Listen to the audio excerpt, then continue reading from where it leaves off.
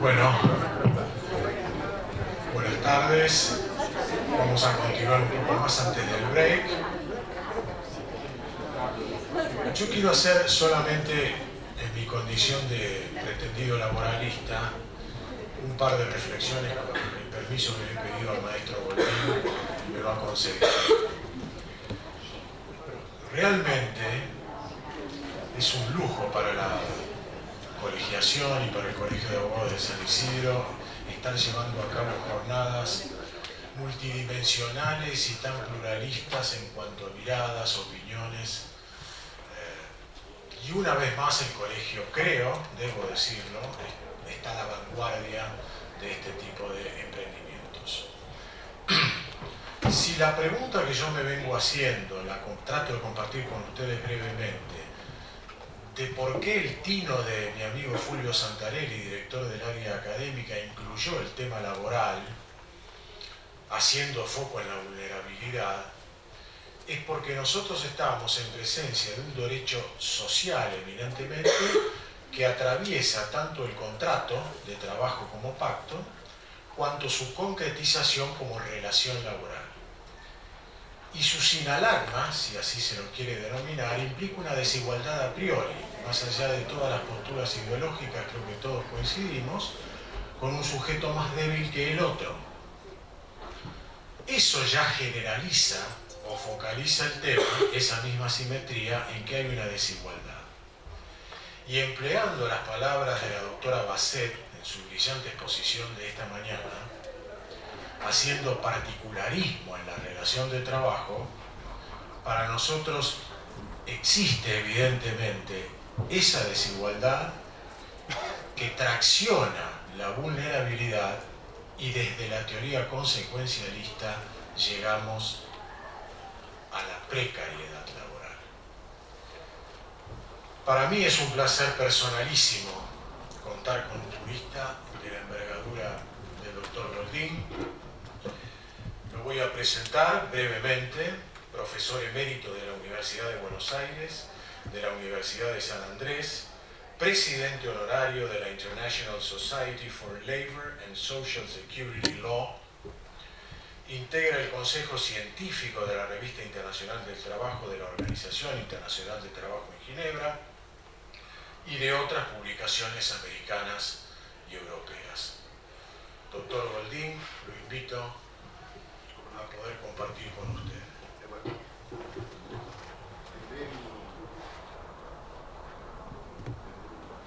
Ah, soy yo. Sí.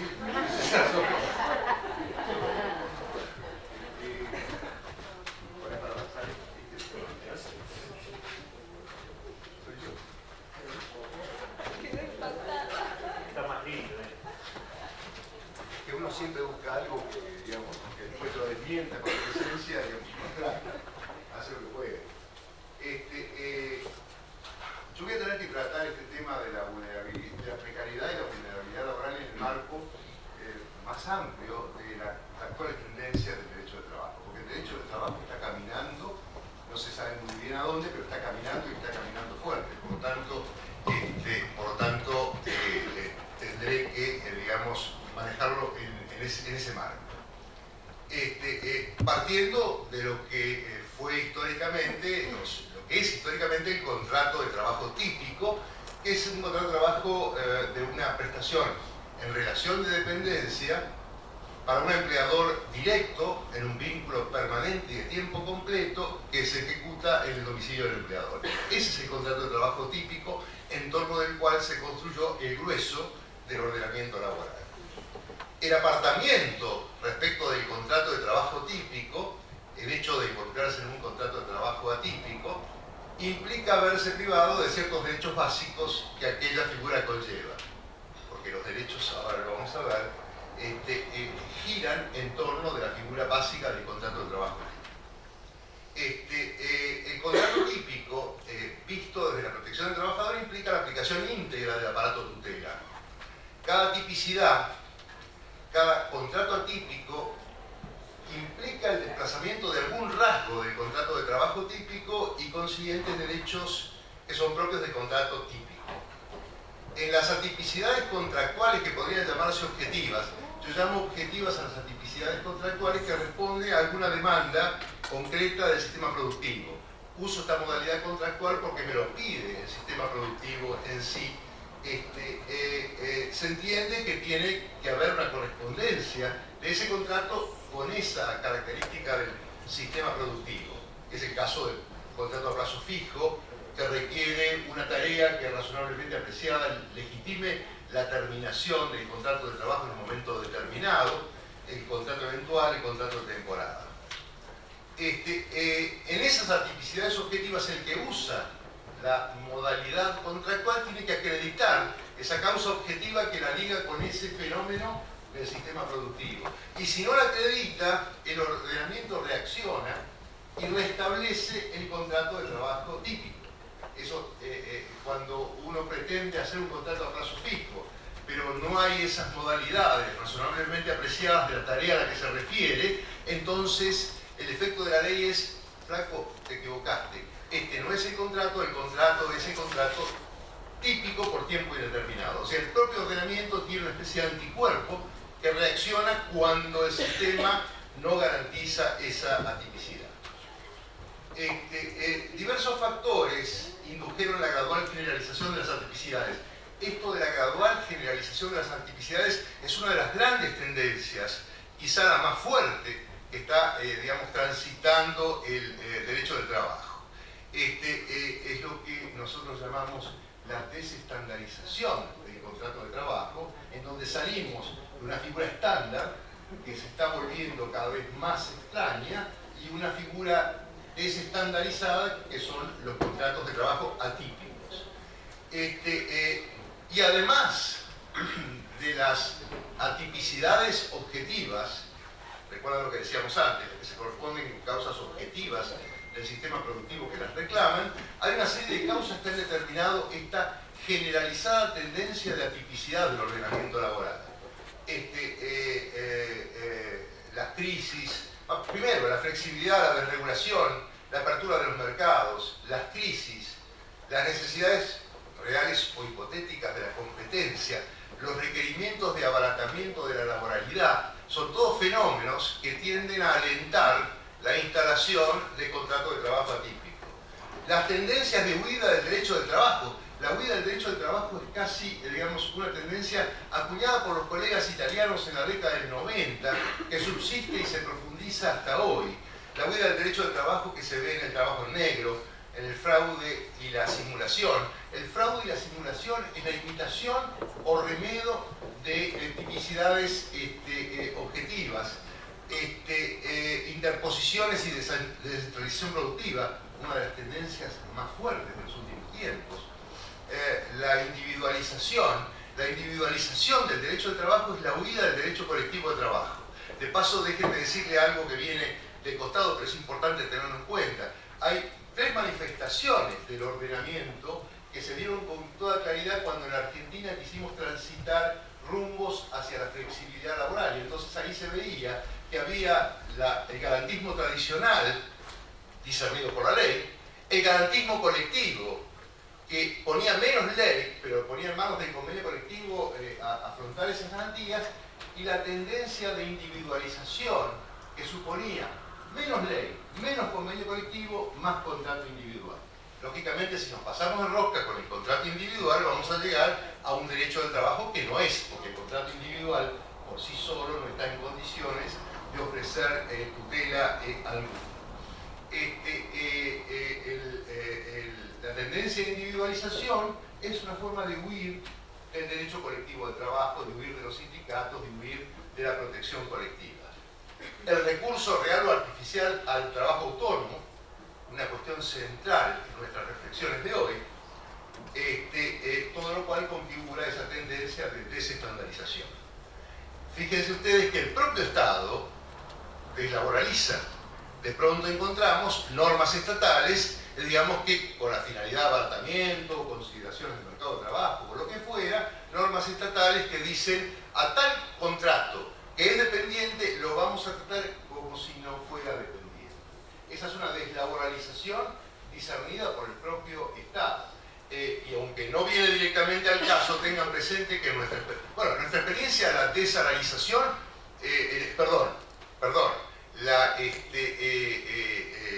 la deslaboralización sigue vigente, por ejemplo, en el caso de los transportistas, más allá de que la jurisprudencia la limita, pero el caso de los contratistas está deslaboralizado, como estuvo deslaboralizado en algún momento el caso de los aprendices. De modo tal que eso de la deslaboralización no es una cosa exótica. Los gobiernos, cuando les conviene, también deslaboralizan. Y a veces, no tanto como eso, sino que desalarizan. O sea, si deslaboralizar es tratar un contrato dependiente como si no lo fuera, desalarizar es tratar un concepto salarial como si no lo fuera. Siempre la finalidad de abaratar la laboralidad y evitar la aplicación de aportes y contribuciones sobre un determinado concepto.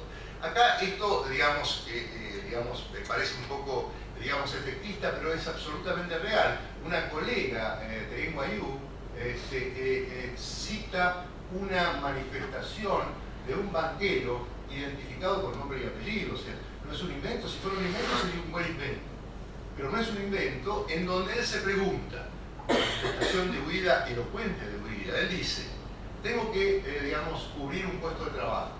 ¿Puedo automatizarlo? Bueno, si no lo puedo automatizar, ¿puedo entonces externalizarlo? Ustedes saben lo que es externalizarlo, ¿no? Darlo de subcontratación, darlo a terceros, alejarlo de mi responsabilidad. Si tampoco puedo externalizarlo, no puedo automatizarlo, no puedo externalizarlo, entonces, ¿qué quiero? Y lo que yo pretendo es contratar a un trabajador autónomo. ¿Puedo contratar a un trabajador autónomo? Si tampoco puedo hacer eso, entonces recién en ese momento voy a contratar a un trabajador dependiente. Esto está implícito en la reflexión de cualquier, empleador. ¿Puedo automatizarlo? Ya vamos a hablar del tema de la automatización, porque es una cuestión que nos interesa particularmente en este tiempo. ¿Puedo automatizarlo? ¿Puedo, descentralizarlo o externalizarlo?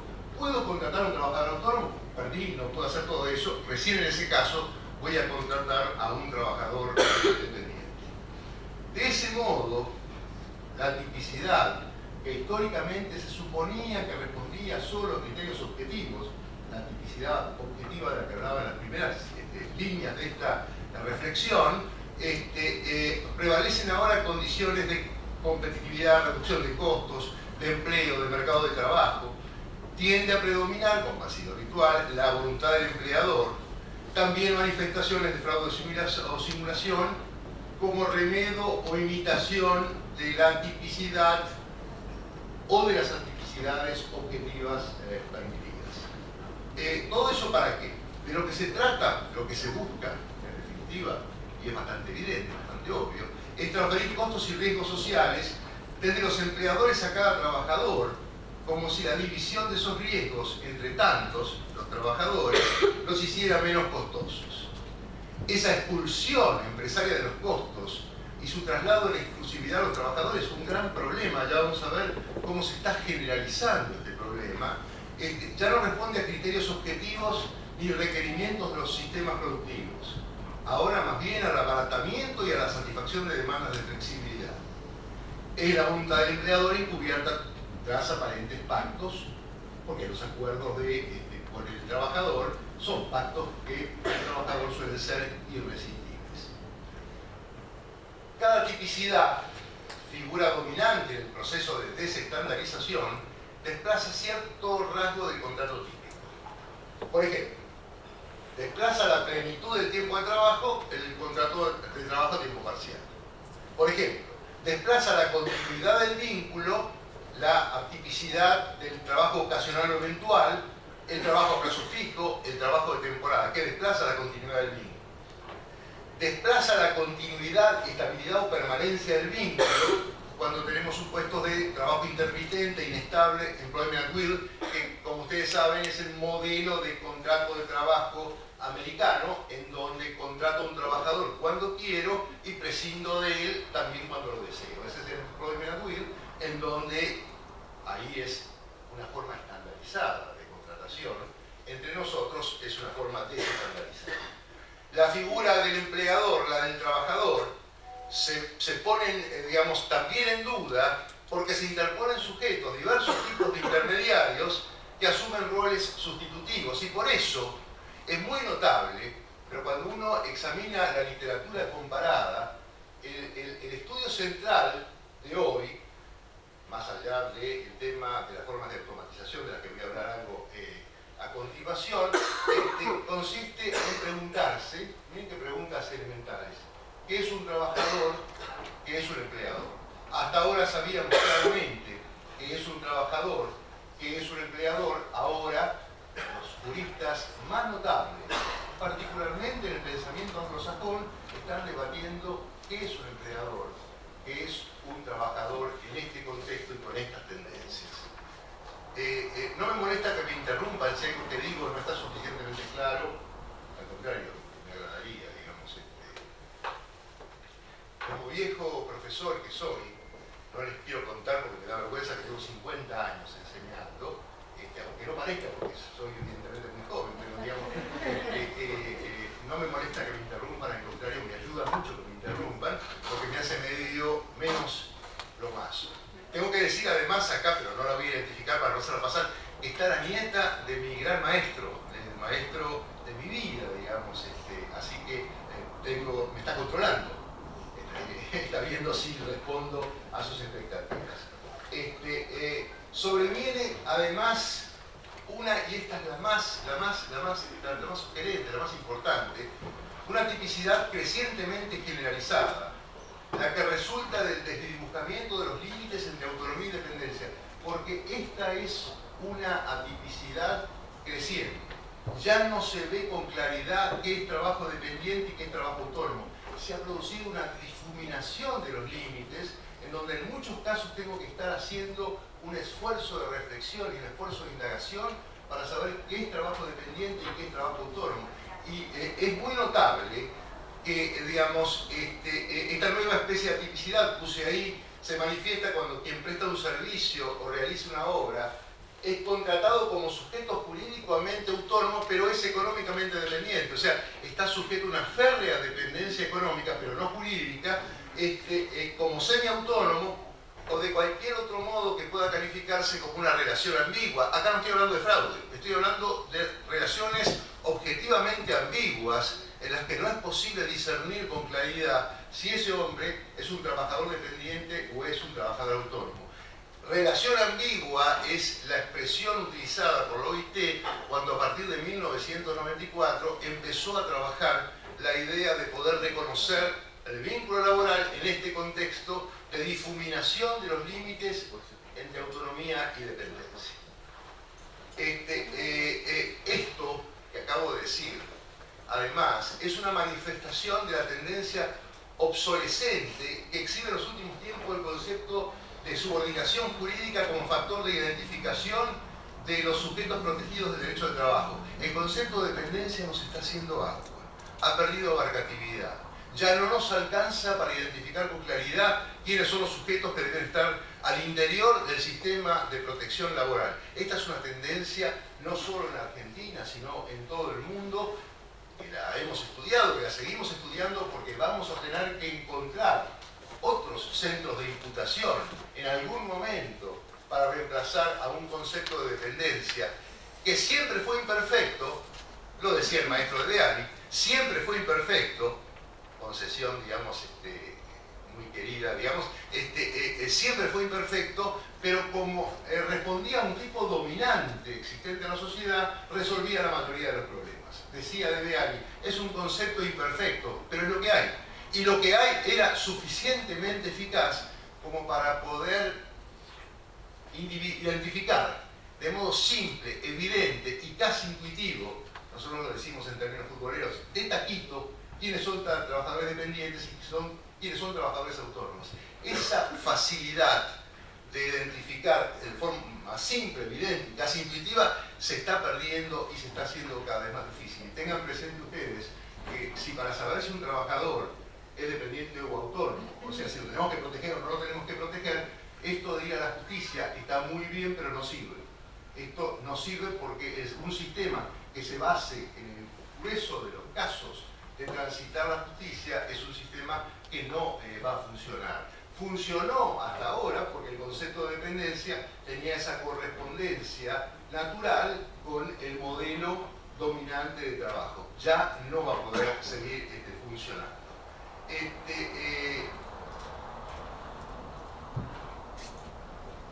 Y lo más notable, y esto es lo que dice el último párrafo, lo más notable es que todas las nuevas formas de contratación y las que nos están obsesionando hoy, típicamente estoy hablando de trabajo de plataformas, porque hay la posibilidad, que sostienen algunos, yo no lo tengo claro, pero lo puedo reflejar, de que el trabajo de plataformas puede extenderse, digamos, con límites inimaginables, y todo el trabajo humano, o buena parte del trabajo humano, se expresa a través de las plataformas. Y esos trabajos están transitando precisamente ese espacio de la indefinición de la condición de dependencia o autonomía, al punto que lo que se hace en todo el mundo con el tema de las plataformas es primero preguntarse qué va a decir la justicia. ¿Los trabajadores de Uber son dependientes o son autónomos? ¿Los trabajadores del delivery, los de Rappi, Globo, Pedido Ya, son dependientes o son autónomos? Y obviamente para los empresarios, para los dueños de las plataformas, obviamente para ellos están hablando de trabajo autónomo, pero no está claro porque si son autónomos entonces carecen absolutamente de toda protección, y eso hay que obviamente darle una solución, y sobre eso se está hablando en todo el mundo. Estas manifestaciones de atipicidad, las más tradicionales y objetivas y las más modernas, desprovistas de esa causalidad productiva, implican inestabilidad, inseguridad, carencia de protección del empleo y protección social, vulnerabilidad social o económica. Es trabajo precario. Y acá llegamos al primero de los conceptos, digamos, que es relevante para esta presentación mía. Todo eso, toda esta atipicidad, todo este fenómeno de desestandarización es básicamente trabajo precario con esas características de inestabilidad, inseguridad, carencia de protección del empleo y de protección social, porque no se olviden ustedes que la protección social en nuestro país está directamente vinculada con el contrato de trabajo dependiente típico. Ese proceso de desestandarización y de consiguiente precarización generalizada y creciente, que hoy se profundiza por esa pérdida de límites entre el trabajo dependiente y el trabajo autónomo, es el más acuciante de los fenómenos que debe enfrentar en el presente y en el inmediato tiempo por venir el derecho de trabajo. Acá está el núcleo de la cosa que nos está preocupando centralmente. ¿Qué implica la precariedad? Es obvio para ustedes, de modo que lo voy a decir muy rápido y no voy a detenerme en cada una. Implica inestabilidad, inseguridad, carencia de protección en el empleo y de protección social, y además vulnerabilidad social o económica, que es el otro tema de nuestra reflexión de hoy. Además, y sigo haciéndolo rápidamente porque es bien obvio, todo esto es precariedad, menor calidad de trabajo, menores salarios, inseguridad en la continuidad de los ingresos, carencia del beneficio de la seguridad social, por lo que ya expliqué, menos posibilidades de carrera y promoción, escasa o nula protección sindical. La desestandarización contractual del derecho del trabajo, expresada como precariedad, es hoy un fenómeno generalizado y de palpitante actualidad. No todos los vínculos atípicos son precarios. Acá quiero hacer un par de precisiones conceptuales. De acá, en lo que sigue, voy a hacer 2 o 3 precisiones conceptuales para tratar de distinguir los distintos conceptos. No todos los vínculos atípicos son precarios, y en cambio, otros que son típicos pueden serlo. Aunque es cierto que los contratos atípicos tienen una mayor proclividad a la precariedad. ¿Por qué esa vinculación preferente entre atipicidad y precariedad? Lo dije.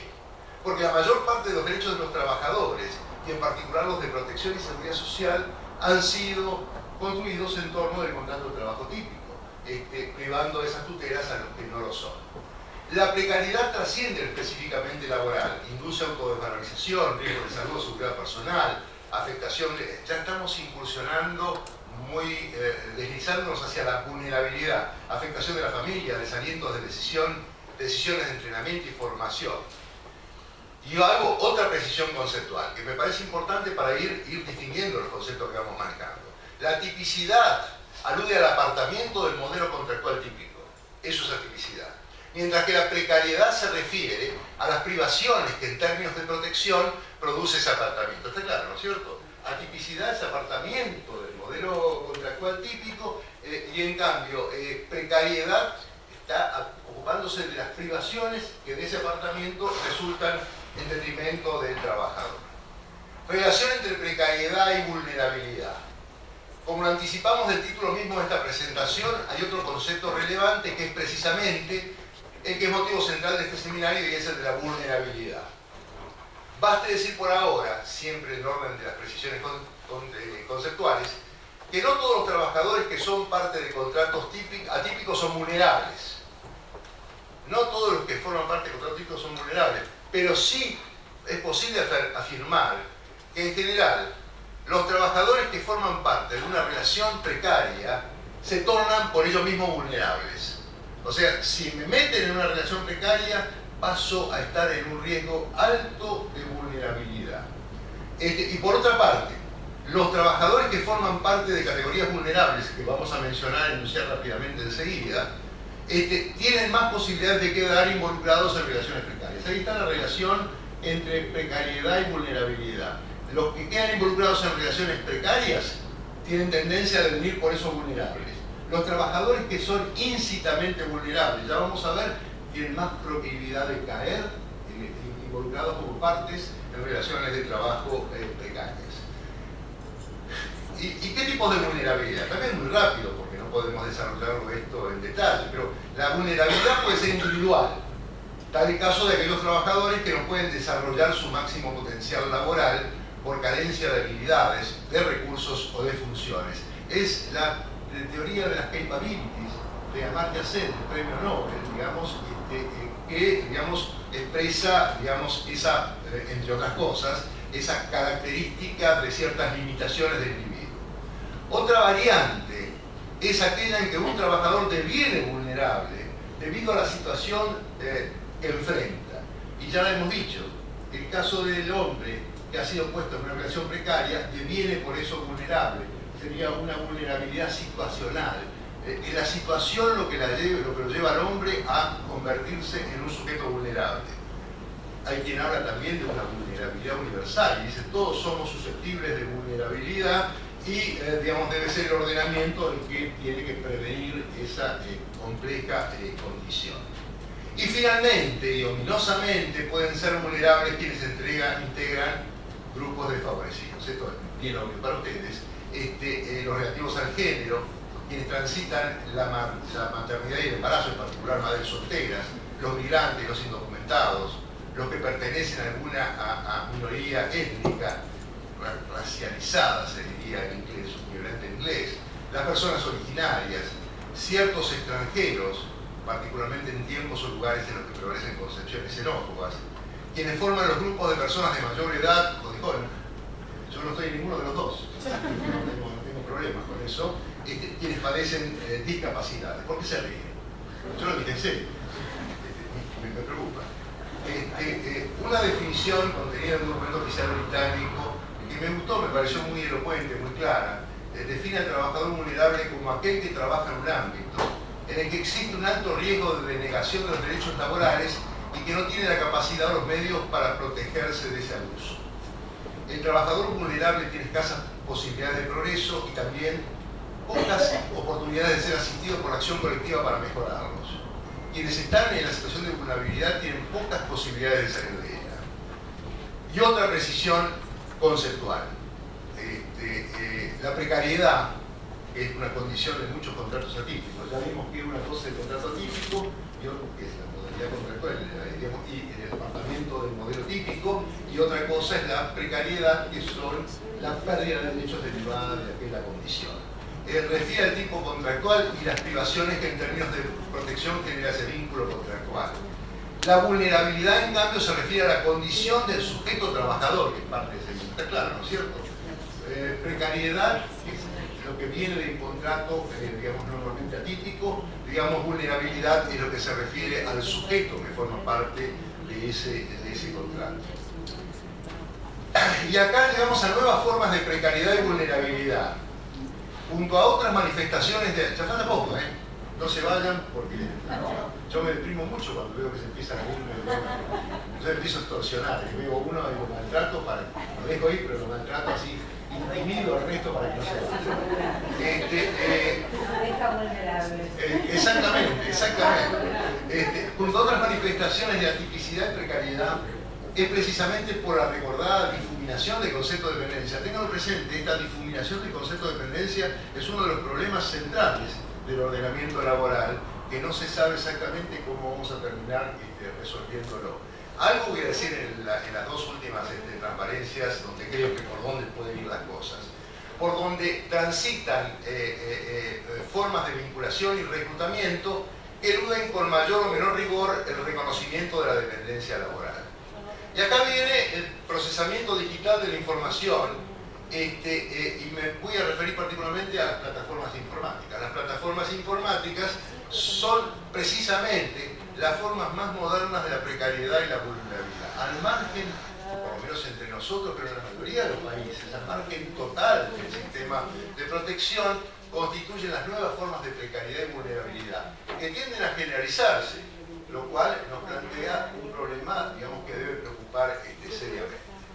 Esas modalidades contractuales, cuyo estudio en detalle no es el objeto de esta presentación, habilitan nuevas manifestaciones de atipicidad, profundizan el proceso de huida del derecho al trabajo. Huida del derecho al trabajo, una de las tendencias bien señaladas desde hace ya más de 20 años. Precariedad, por tanto, y al propio tiempo de desestandarización. Precariedad, por tanto, alta vulnerabilidad en sus protagonistas, uso privilegiado de los espacios de indefinición entre los vínculos dependientes y los vínculos autónomos. Son las expresiones más recientes de una tendencia que, no obstante, tiene poco de novedosa, porque bueno, todo esto de la precariedad, la externalización, son todas las cosas que se ven, por ejemplo, en los procesos de trabajo de plataformas, responde a, digamos, tendencias que ya estaban presentes y que eran permanentemente buscadas por los empleadores para materializar su huida del derecho al trabajo. O sea que no son novedosas. Lo que es novedoso es el hecho de que la tecnología hoy permite ejecutarlas con una eficacia verdaderamente sorprendente, lo que hace muy difícil, digamos, lidiar con ellas. No digo combatirlas porque a nadie se le ocurriría combatir esas nuevas formas de reclutamiento. Ustedes recuerdan que cuando un juez de la capital prohibió que los chicos de Rappi, Globo y Pedido Ya pudieran trabajar, fue una catástrofe social. La mayoría de ellos, o por lo menos más de la mitad, eran venezolanos, tenían ese como único fuente de sustento, y había algo peor, digamos, que dejarlos trabajar en esas horribles condiciones en las que andan sin ningún tipo ni de protección física ni de seguros. Peor que eso era dejarlos en la calle sin poder allegarse los medios de subsistencia. Por eso, a mí me está tocando ahora estudiar este tema.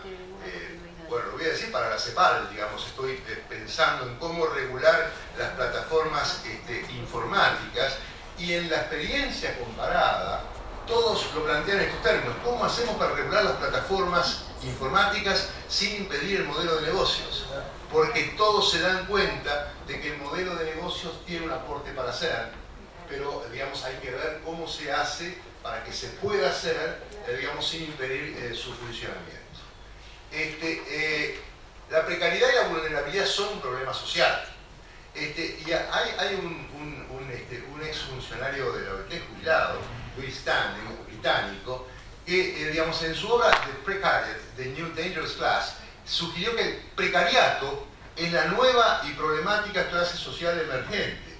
Piensen ustedes que nuestro precariato está formado por todos los trabajadores que transitan contratos atípicos, ahora también todos los trabajadores que transitan el trabajo de plataformas, pero además que nosotros tenemos un 40% de trabajo informal, y el trabajo informal también es trabajo precario, de modo que nuestro precariato como clase social es de una notable amplitud y probablemente con tendencias de crecimiento. Los individuos integrantes del precariato tienden a integrarse en relaciones de trabajo que les aíslan, les privan de seguridad y alteran las identidades sociales. Lo leo rápidamente: flexibilizan casi sin límite las condiciones de trabajo, ponen en cuestión el respeto de los derechos fundamentales, hacen impracticable la fijación de mínimos salariales, inviabilizan las limitaciones de las jornadas de trabajo, frustran toda posibilidad de voz y acción colectiva. Este es todo un tema. Cómo asegurar una representación colectiva de trabajadores que además tienen una dispersión verdaderamente notable que hace muy difícil poder asociarse en formas de acción colectiva. En fin, trasladan a cada trabajador el costo y gestión de los diversos componentes de su cobertura social, entre ellos los de salud, higiene y seguridad, así como los mecanismos para la previsión de las contingencias sociales. Los chicos que están trabajando actualmente, los chicos, hay algunos que no son tan chicos. La vez pasada todos conocimos el caso de un trabajador argentino de 60 y pico de años que se cayó, digamos, de la bicicleta, se golpeó la cabeza, pero no le pasó nada, y cuando habló con la sede de la empresa que lo contrataba, ahora no me acuerdo cuál de las tres era, le preguntaron, en realidad no por su estado físico, sino por el estado de la ficha. Digamos, obviamente que estamos en un problema. Y acá viene, digamos, en esto, y con esto termino, para que el doctor Aquino no me eche, digamos, el tiempo. Las tendencias novedosas que a mí me parece en que se inserta todo este proceso. El primero es que se advierte que la desestandarización del derecho del trabajo parecen resquebrajar el principio de la unicidad reglamentaria. Yo he llamado unicidad reglamentaria a ese principio por el cual tenemos una gran categoría, que es el trabajo dependiente, y un gran ordenamiento todo referido al trabajo dependiente. Eso es lo que llamo la unicidad reglamentaria. Bueno, esto parece estar en vías de, digamos, resquebrajamiento, en un contexto en que habrá, pero no digo que me gustaría, porque nosotros los abogados, los juristas, cuando digamos estamos en abogados, o somos patronales o somos sindicales, y está mal, digamos, que siempre hay un debate de esa naturaleza. Yo lo que digo que me parece que está pasando, que puede pasar, no es lo que yo quiero que pase, sino lo que me parece como estudioso, como observador, que podría estar pasando, y podría ser bueno o podría ser malo, y no es esa mi opción. Y digo, sobreviene una tendencia de pluralización o segmentación del sistema de protección, en que el trabajo dependiente habrá de ser solo uno más entre otros regímenes, por un buen tiempo mayoritario. No es que va a desaparecer no es que me parece que puede llegar a desaparecer el trabajo dependiente, va a ser mayoritario al que podrían sumarse otros, solo por ejemplificar, los de los teletrabajadores, los trabajadores de plataformas, los de los call centers, los autónomos económicamente dependientes y otros por venir. Y entonces el ordenamiento laboral podría estar formado puede estar pluralizado, y no por un único régimen de tutela, sino por un conjunto de regímenes que no es nada novedoso para nosotros, porque lo tuvimos desde el principio, solo que no poníamos en duda que la condición de trabajo dependiente era la figura central y dominante. Luego podría preverse una diversificación creciente de los contenidos del ordenamiento. Una de las cosas que a mí me parece que pasaría si esto fuera así, es que probablemente, digamos, esto sea acompañado por algo que uno podría llamar un derecho de mínimos común del trabajo, en donde estaría sin lugar a dudas los derechos fundamentales en el trabajo, que ya están fuera de toda discusión, y que son los de los 8 convenios fundamentales de la OIT, y que la OIT, lo dice reiteradamente, corresponde tanto a los trabajadores dependientes como a los que no son dependientes. Me refiero a evitar el trabajo forzoso, a evitar el trabajo de los niños, a evitar la discriminación y a evitar, digamos, y la libertad sindical. Esos 4 derechos van a tener que ser gozados por todos, aún en ese caso de diversificación. En segundo lugar, una cosa que es verdaderamente notable, que son los derechos personalísimos en el trabajo. La jurisprudencia, sobre todo, también la legislación, pero sobre todo la jurisprudencia, en los últimos años, en la Argentina, pero en realidad en todo el mundo, ha reconocido los derechos personalísimos que hasta antes de esta tendencia que lleva ya 20 o 30 años, solamente se admitían fuera del trabajo. Y entonces derechos como de libertad de expresión, libre elección de la propia opción sexual, libre, digamos, elección de la apariencia, digamos, privacidad, intimidad, todos estos derechos ya están reconocidos, se han convertido, yo diría, digamos, en una especie de derecho de trabajo 2, extremadamente vasto, que seguramente va a ser aplicable a todas las categorías de trabajadores resultantes de ese aparente resquebrajamiento. La segunda tendencia que ya se está viendo, pero digamos que me parece que se va a generalizar, la desestandarización contractual, que incluye el desdibujamiento de las fronteras entre el trabajo dependiente y el trabajo autónomo. Insisto en esto porque esto me parece que es de las cosas más fuertes que tiene este proceso, junto a la reconocida opción preferente de los empleadores por el trabajo independiente, de vuelta, las tendencias de huida del derecho del trabajo, y la introducción de tecnologías disruptivas, son factores altamente incidentes, y esto ténganlo presente porque ya lo estamos sintiendo, lo estamos viendo, la dificultad creciente para sostener los sistemas contributivos de seguridad social. Los sistemas contributivos vinculados con manifestaciones específicas de tipo contractual. Esto se vuelve crecientemente difícil. La base impositiva para la función contributiva sufre erosión en tanto la fuerza del trabajo formal decrece y los gastos por pensiones y servicios de cuidado, producto del envejecimiento de la población, se incrementa. Sobreviene por ello mismo la necesidad, y esto me parece que es fundamental, y me parece un sistema de cobertura social desvinculado de la situación ocupacional. Un sistema con tendencias efectivas y no solo declamatorias de universalidad. Porque si ustedes revisan los principios de la seguridad social, entonces van a encontrar que ha incluido la idea de universalidad, pero ahora no alcanza esa sola enunciación, digamos, sino tendencias efectivas y no solo declamatorias de universalidad.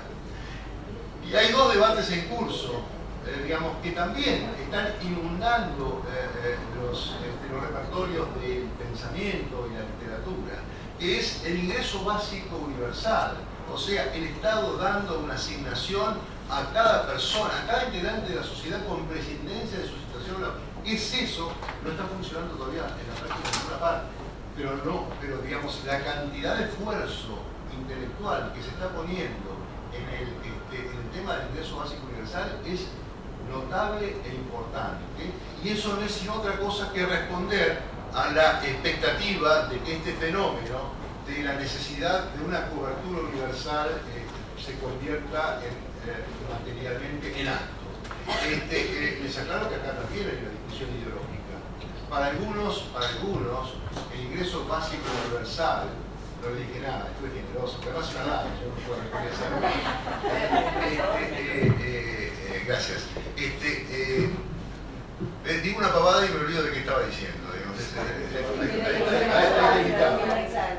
Hay una vertiente progresista del ingreso básico universal, que es el sacrificio de toda la sociedad para asegurarle a cada miembro de la sociedad una cobertura, el pago de una prestación. En los países de América Latina, por razones económicas y financieras, estamos evidentemente todavía lejos de poder afrontar un esfuerzo semejante, pero tengan ustedes presente que en la Argentina hay notablemente manifestaciones de esto en dos figuras: la asignación universal para hijos, que es de un gobierno, digamos, y la asignación universal para personas mayores, que es de otro gobierno, con lo cual pude darme el gusto de romper un poco la grieta, ¿no? Las dos son realmente universales para toda persona, en un caso para todos los chicos de padres desocupados, en otro caso para todo mayor que no tenga derecho a una prestación contributiva. Y en algún sentido, digamos, con su más y con su menos, los planes sociales implican también una cobertura de esa naturaleza. Y después hay algo, digamos, ya en la órbita de la OIT, que son los pisos de protección social, la recomendación 202, digamos, a la cual parece responder lo que yo les mencionaba de la Argentina, la asignación universal por hijo y, digamos, no me acuerdo cuál era el nombre formal que se asignó, pero ¿cómo es? La prestación única para adultos mayores, en donde sí recuerdo que para todo aquel que tenga más de 65 años, le dan el 80% de la jubilación mínima. Por eso estoy todavía lejos, tengo que, digamos, pero estoy mirando con interés. Finalmente, una marcha en cierto modo divergente del sistema de protección del trabajo y del sistema de protección social. Si esto es así, si esto va a suceder de esta manera. En tanto que el primero, o sea, el de protección del trabajo, parece resquebrajarse la lógica que la ve de oficialidad reglamentaria, que parece susceptible de ser sustituida por un proceso de desestandarización, precariedad, vulnerabilidad y simultánea pluralización de los estatutos de tutela laboral. De otro lado, el sistema de protección tiende a independizarse de la situación ocupacional de sus beneficiarios, adoptando un cierto rumbo de universalización. Por lo tanto, digo, una trayectoria divergente. Pluralidad de la protección laboral, universalidad en la protección social, parece ser el rumbo que probablemente estemos abordando. Y acá he cumplido, no sé si me pasé los 30 minutos. Por eso siempre me gustó el doctor Aquino. Es un amigo, que esperaba que me dijera. Pero no se preocupe, a usted también me gusta, no se preocupe. No necesitamos para nada. No, pues yo descartaba que cuando pasara, digamos, digo, bueno, muchas gracias.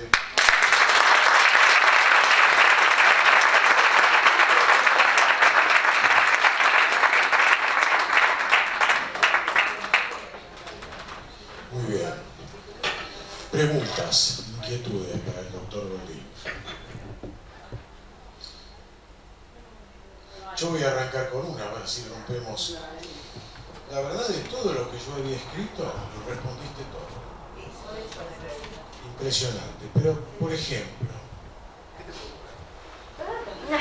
no sé, hace mucho que no negociamos nada nosotros. Si vos tuvieras que pensar en una reforma laboral ahora, ¿cuáles serían los ejes temáticos según tu opinión socio-jurídica? No, yo digamos, no quiero incurrir en ligerezas, le dije que no estoy trabajando en un tema... Hola. Sí. Yo estoy trabajando en el tema de la regulación de las plataformas, que también es un tema extremadamente complejo, porque el trabajo de plataformas es muy heterogéneo. O sea, una norma que pretenda abarcarlos a todos probablemente incurra en errores. No es lo mismo el trabajo de plataformas de lo que llaman el cloud working, que es los que trabajan desde su hogar en computadoras, en trabajos que se presentan online, con el trabajo de transporte, Uber, Cabify, Lyft, digamos, que es otra característica, que el trabajo de delivery. Está claro que en el trabajo on demand, que es el que se hace localmente, aunque hay otras cuestiones, hay empresas, por ejemplo, que proveen personal doméstico, otras plataformas que proveen trabajadores para hacer pequeñas reparaciones en el hogar, pero está clarísimo, porque lo veo en todo el mundo, pero absolutamente, que el transporte de personas, lo que yo mencionaba, Uber, Cabify y similares, y el delivery, digamos, entre nosotros como el que Rappi, Globo y Pedido Ya son las manifestaciones más intensas e igualmente son distintas entre sí. Lo que yo estoy viendo por el momento es que, digamos, un estatuto para regular el trabajo de plataformas no podría, digamos, tomar una determinación y decir son todos dependientes, pero tampoco podría decir son todos trabajadores autónomos. Yo creo que sería... Decía, no podría decir son todos dependientes, pero tampoco podría decir son todos autónomos, porque probablemente algunos lo sean y otros no lo sean.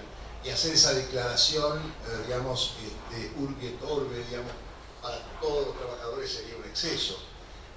Crear la tercera categoría, que en otros países existe, una categoría de semidependientes, en la Argentina no se ha creado.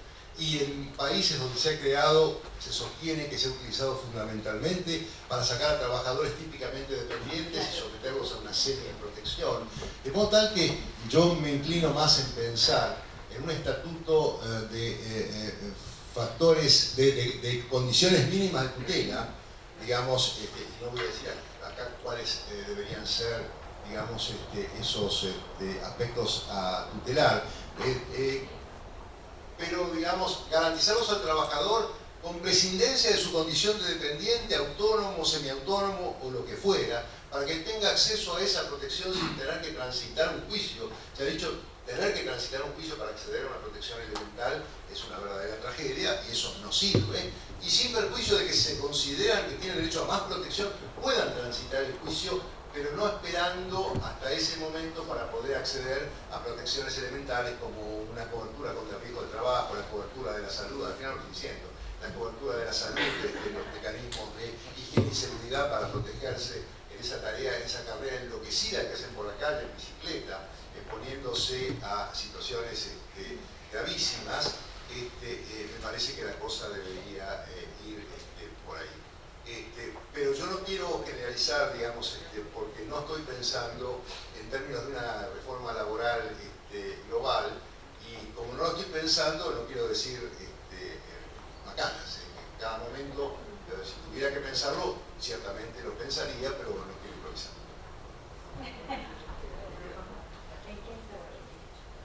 ¿Alguna otra pregunta? Doctor Pizarro. Adrián, ¿has pensado en el tema de las plataformas aplicadas ya a producción industrial tipo 4D o 5D? Que se arme la pieza en la casa de... Yo no he pensado en eso, yo también me limito, digamos, a la función de jurista. O sea, digamos, eso, digamos, probablemente si yo lo digo por dirección de alguien que conoce mucho más que yo el manejo de la tecnología. Pero lo que sí advierto, porque eso sí, he leído la literatura, digamos, universal, que hay mucha gente que piensa que van a ser cada vez más los sectores de trabajadores que van a quedar involucrados en sistemas de contratación, de reclutamiento a través de plataformas. Y tenemos que tener una respuesta para ese momento, porque si no, el sistema de protección se va a desconectar. Así que, digamos, mi impresión es que eso puede ser que suceda, que se generalice, digamos. ¿Por qué? Porque esto satisface esa demanda de los empresarios. Lo que dice, digamos, no lo dice como sujeto perverso, sino como sujeto que responde a sus propios intereses. Lo que dice ese banquero de inversión que evocó la colega de Guayú, digamos, o lo automatizo, o lo externalizo, o lo autonomizo, y si no puedo hacer nada con eso, recién entonces contrataré un trabajador. Los empresarios están buscando ese tratamiento, así que hay un incentivo muy fuerte para que eso evolucione. Con un problema, digamos, con un problema que hay una... yo creo que el derecho del trabajo afronta también una crisis funcional. El derecho al trabajo tuvo una característica, digamos, muy valiosa, aunque parezca contradictorio, que es su ambivalencia. El derecho al trabajo ha servido históricamente tanto para proteger a los trabajadores como para legitimar a la economía del mercado. Porque nos guste o no, el derecho al trabajo es un derecho de economía del mercado. Cuando con un colega de la OIT discutíamos, cuando con un colega que está en la OIT, discutíamos sobre si, digamos, el trabajo, si el trabajo de los, ¿cómo se llama? ¿Qué quiero decir? Si, digamos, si el trabajo, se me fue la idea. El derecho al trabajo tenía que ver con el derecho al mercado. Sí, pero digamos, lo que yo estaba diciendo es que es un trabajo de economía del mercado y que ha servido, digamos, al mismo tiempo para legitimar la economía del mercado y ha servido también para, digamos, proteger a los trabajadores. Lamentablemente, esa doble necesidad se ha, digamos, de alguna manera desbaratado por el hecho de la caída del socialismo real. Sea uno o no sea socialista, lo cierto es que el hecho de que la economía del mercado ha tenido que competir con el socialismo real ha hecho, digamos, que a los empleadores, a los defensores de la economía del mercado, les ha interesado sostener críticamente, pero sostener al derecho del trabajo. Cae el socialismo real, la caída del muro de Berlín, evidentemente, y entonces ya los defensores de la economía del mercado no tienen más incentivos para defender el derecho del trabajo. Y esto lo vemos claramente más a nivel internacional que a nivel local, porque a nivel local se va tan adelante o tan atrás según cuál sea el rumbo ideológico de cada sociedad.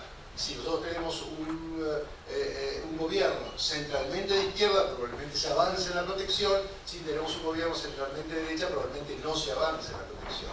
A nivel internacional la cosa es mucho más fuerte.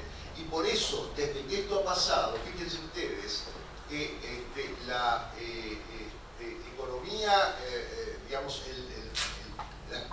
la OIT celebrando convenios internacionales del trabajo, ha pasado de celebrar 2 o 3 convenios internacionales para cada conferencia internacional a una situación en donde los últimos 20 años apenas ha logrado concertar 7 convenios internacionales.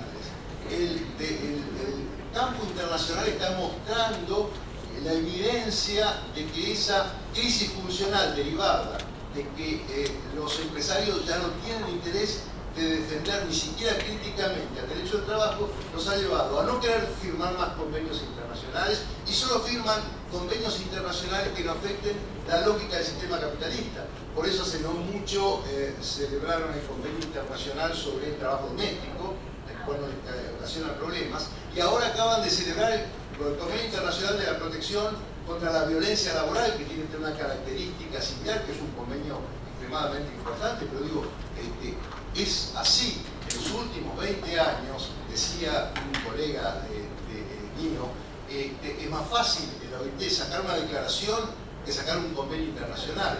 Los empresarios en el año 2012 echaron por tierra con el derecho de huelga. Hay un conflicto todavía no resuelto en la OIT porque en el 2012 los empresarios dijeron el derecho de huelga no está consagrado ni en el convenio 98 ni en el convenio 87. Olvídense el derecho de huelga, nosotros no estamos de acuerdo y creemos que los organismos de control, ustedes saben que es el Comité de Libertad Sindical y la Comisión de Expertos, no tienen autoridad para aplicar ninguna sanción que derive del incumplimiento del derecho de huelga porque es un derecho que no existe. Lo cual es cierto en un sentido y absolutamente falso en otro. Es cierto en el sentido de que no está en el convenio 87, porque si el convenio 87 hubiera puesto el derecho de huelga como uno de los derechos reconocidos como producto de la libertad sindical, no tendríamos convenio 87. Los sindicatos y los gobiernos que lo han respaldado han tenido la sabiduría de no querer extremar la cuestión, porque si querían poner el derecho de huelga, vuelvo a decir, no había convenio 87. Sin embargo, el convenio 87 dio lugar a que múltiples declaraciones y resoluciones de los órganos de control han reconocido el derecho de huelga. O sea que el derecho de huelga existe, aunque no esté en el convenio 87. Pero los empresarios dicen, no está, y por tanto no tiene por qué reconocerse ese derecho y no admitimos que un empresario sea sancionado por violación del derecho de huelga. Y esto no ha sido resuelto todavía. Esto es parte de esa crisis funcional, digamos, del derecho del trabajo, que tiene que ver con la falta de competencia, digamos, porque esto viene de la idea nosotros teníamos que respaldar el derecho al trabajo para mostrar que el sistema capitalista puede tener un tratamiento acorde para los trabajadores. Pero una vez que el socialismo real desaparece como variante generalizada, ya no tengo que acreditar que soy el único y el mejor, y por lo tanto no tengo por qué sostener el derecho al trabajo. De modo que el derecho al trabajo tiene muchos problemas, muchas dificultades. Es muy interesante estar en la punta del conocimiento viendo por dónde va, pero es una situación, por cierto, compleja. Quiero que contesté por ti.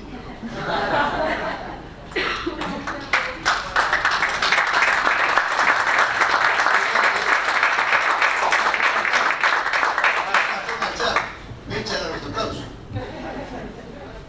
Si le contesto a Pisano, me puede contestar. Ah, claro que sí.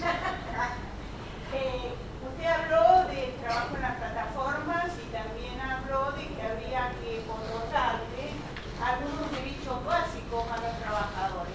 Eso parece relativamente sencillo cuando se habla de una plataforma en un mismo país, pero hoy las plataformas son globalizadas. Y entonces, ¿qué pasa cuando el empresario está en un país, pero el trabajador se encuentra en otro país? Hoy las contrataciones por plataforma, por ejemplo en Estados Unidos, se hacen con personas en la India y se va a abrir en nuestro país también, sobre todo en el área de servicios, donde nosotros poseemos una mano de obra especializada en servicios de muy alta calidad, como la poseen también los hindúes, a muy bajo costo. Entonces, el empresario contratante está en Estados Unidos, pero el trabajador está en Argentina. ¿Quién debe brindar las normas de seguridad social y el pago o el costo de estas normas de la seguridad social? Ese campo, pero nadie lo sabe, y claramente todo el debate sobre el tema de las plataformas está segmentado entre el crowdworking, que es eso que usted señala, el trabajo online por personas con un mercado de trabajo global, y el trabajo on demand y apps, que es el trabajo localmente situado. Mi trabajo personal es sobre este último, digamos, y en este momento nadie sabe qué es lo que se puede hacer, pero está claro que la respuesta para eso, la respuesta para el crowdworking, tiene que ser necesariamente internacional, o sea que va a llevar mucho más tiempo. Es muy complicado, pero mucho más sencillo resolver el problema de las prestaciones localmente situadas. Delivery, digamos, y transporte de personas. El trabajo online es muy difícil de regular, y hasta ahora no hay nada más que ideas lanzadas, pero sin una respuesta internacional. Supongo que la OIT tendrá que hacer un trabajo relevante en ese campo. Muchas gracias. Al contrario. Bueno, ahora sí.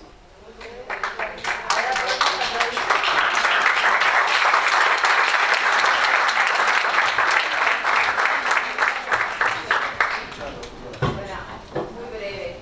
Sobre el convenio 190 y este concepto de vulnerabilidad, ¿podría hacer alguna reflexión, alguna excepcionalidad? Y lo último, hay algunos sindicatos en Europa que están pidiendo o tratando de que los datos que los trabajadores producen sean, digamos, tengan un precio, tengan un valor. Digamos, hay como una contracorriente con este mundo digital. Sí, pero muy difícil de lograr. No, digamos, el tema de la vulnerabilidad, ¿ahora escucha?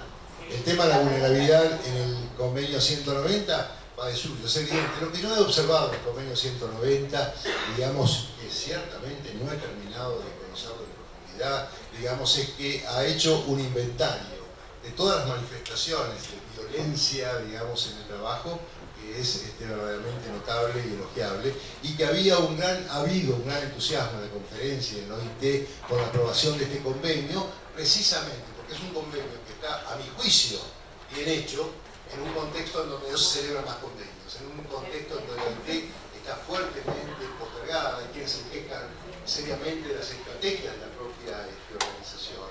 Así que no podría decirle nada que haga un aporte, digamos, serio.